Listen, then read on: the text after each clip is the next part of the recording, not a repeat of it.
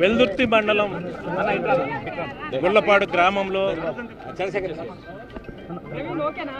తెలుగుదేశం రెండు వర్గాలకు సంబంధించి జరిగిన గొడవలో అక్రమంగా అన్యాయంగా మా మీద కేసు బరాయించి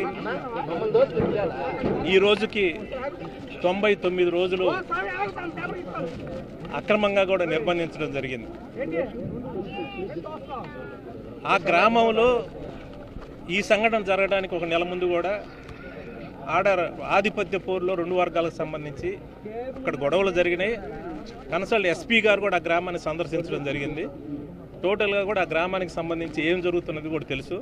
స్పాట్ జరిగిన తర్వాత కూడా ఎస్పీ గారు కూడా మీడియా ముందుకు వచ్చేసి వాళ్ళ రెండు ఆధిపత్య పోరు రెండు వర్గాలకు సంబంధించి వాళ్ళు ఇద్దరు తెలుగుదేశం వాళ్ళు చంపుకున్నారని చెప్పడం కూడా జరిగింది. కానీ ఉద్దేశపూర్వకంగా మమ్మల్ని టార్గెట్ చేసి అన్యాయంగా ఈ కేసులో మమ్మల్ని ఇరికించడం జరిగింది. నేను చెప్తా ఉన్నాను, ఖచ్చితంగా మాకంటూ ఒక రోజు వస్తుంది. వచ్చిన రోజు దీని వెనకాల ఎవరున్నారో ఎవరిని కూడా వదిలిపెట్టే ప్రశ్న లేదు. రాజకీయ నాయకులు కాదు, అధికారులు కాదు, ఎవరున్నా కూడా ఖచ్చితంగా వాళ్ళందరినీ కూడా చట్టం ముందు నిలబెడతాం.